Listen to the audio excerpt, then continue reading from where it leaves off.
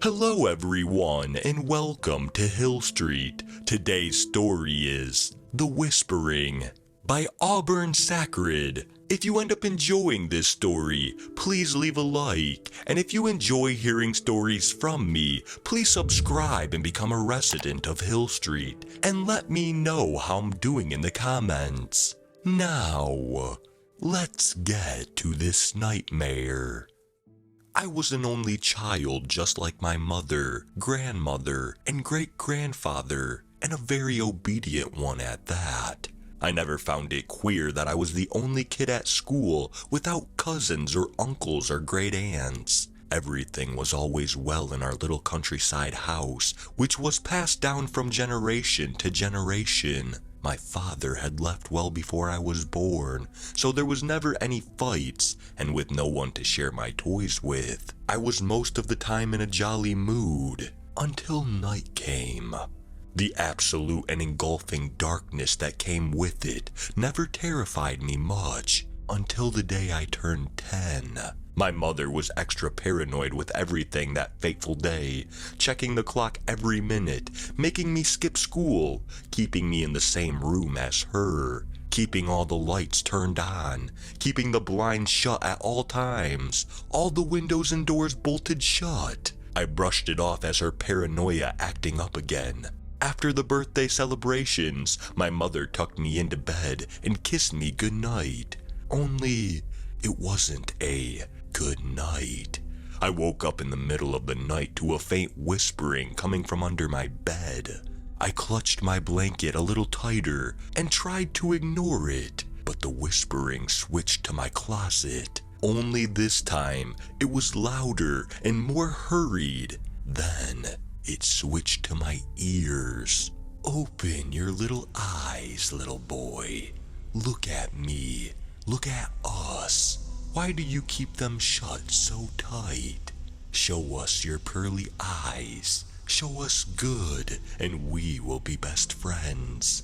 This went on for the rest of the night, but I never once opened my eyes, fearing I would come face to face with a dark beast with sharp teeth, ready to tear my flesh off my bones. When morning came, I was still shaking. My eyes hurt from shutting them so tight for hours. I didn't get up until my mom came to get me ready for school. When she saw my petrified expression, her face became all serious and said that she needed to tell me something. Mal, I know what happened last night. I know what you heard, and I'm so very happy that you didn't open your eyes. You're such a good little boy. I was shocked. How did Mom know about this? Was this some sort of prank? Was she the one whispering to me all night? Before you ask me any questions, I have something to tell you. The whispering that you heard last night was real. It wasn't a dream, and it'll come back again. Every week stronger as you grow up until the day you die. But you should never, ever open your eyes when you hear it.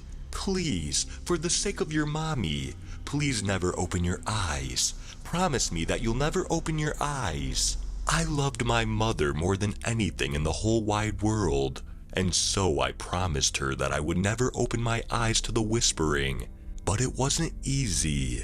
Just like Mom said, the whispering grew louder, more aggressive every week, and the urge to look got stronger too. But every time I felt like my eyes would fly open, I got up and left my room, eyes always sealed shut.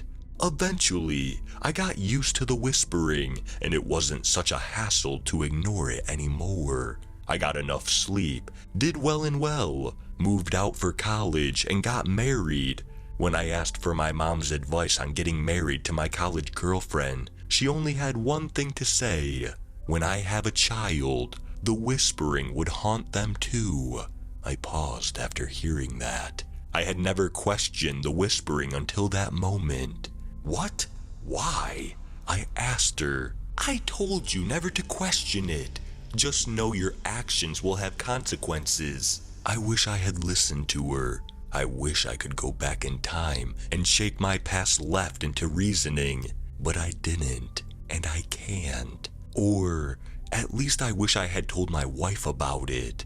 Shortly after I got married, my wife gave birth to a beautiful little girl in my mother's home, which was now passed down to me.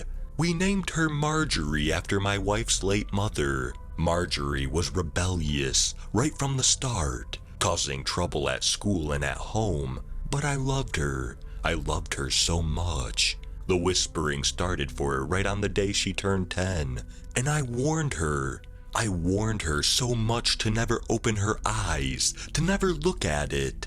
And she listened, and I worried less and less as weeks went by without any issues. Everything was fine and well, and we were happy. Until one day when I woke up to the sound of screaming from downstairs. I turned to wake my wife up, but she was nowhere. Instantly, alarms started blaring in my head.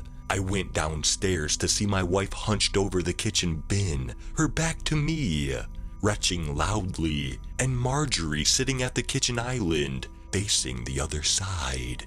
She was shaking uncontrollably, twitching like a mad woman. I slowly walked towards her, but my wife clutched my wrist so hard it hurt. "No, don't look at her, please. Don't look at her eyes. Nina, what's wrong? What's happening? No, don't look at her. Leave and never look back." At this point, tears were streaming down both of our faces. Some part of me knew what was happening. Some part of me knew that it was the whispering. But I had to look. I had to look at the child. My child. The one I loved more than life itself. And so I did. I grabbed my phone and opened the camera app and looked at her through my phone's camera. I slowly walked around the kitchen island and turned to look at her. My sweet little girl had bloody, dark, empty sockets for eyes. Her beautiful olive skin was smeared with blood. Her barely there lips had teeth marks on them, and I realized with a start that she had eaten her own lips. Just like she was eating her hair, pulling it so hard that chunks of skin was tearing off with it. Yet, she showed no signs of pain, not even a wince or a scream. She got bored of her hair soon enough and started plucking her nails one by one, putting them in her bloody mouth.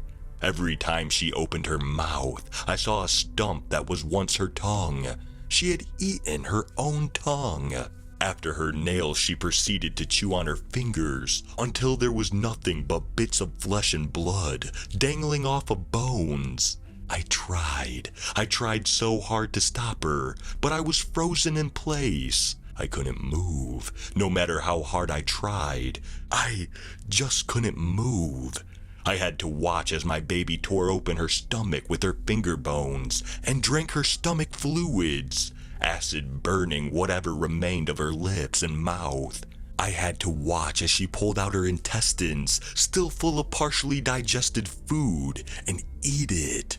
Blood and tissue and digested food splattering everywhere, spilling down the side of her face. I watched the chewed intestines land with a plop on her lap, as there was no stomach to hold it. I watched, praying for God to take her so I wouldn't have to watch her, thinking myself horrid for doing so. But she never stopped. She went on chewing and swallowing. She didn't even balk as she pulled on her food pipe. Neither did she die. I saw my wife move from the corner of my eyes, and when I saw her pulling out her eyeballs with her bare fingers, all while screaming in agony, I knew that the family that I once knew and loved was long gone. I ran from it all, ran like my life depended on it, because it did.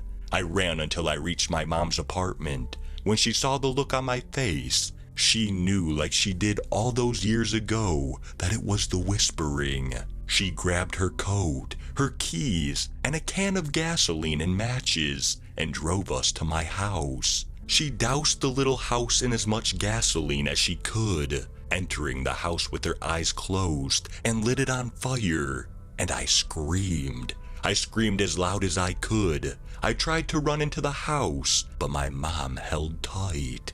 I watched my whole life go up in flames. I watched it all burn red. We were far from civilization, so the fire never got reported. The house didn't burn an inch. The fire didn't know damage, but my family were little more than ashes. I know that when a person's burned, bits of flesh and bone still remain, but there was nothing left of my beloveds. My mom and I reported them missing after scattering their ashes in the river. I see them every time I close my eyes. I smell the gore. I hear the tearing and the chewing of raw flesh. I hear the drops of blood ricocheting on the floor. I hear it all too well. I know it's all in my head. I know it's not real, but I can't bring myself to live with it. So tonight, I'll open my eyes.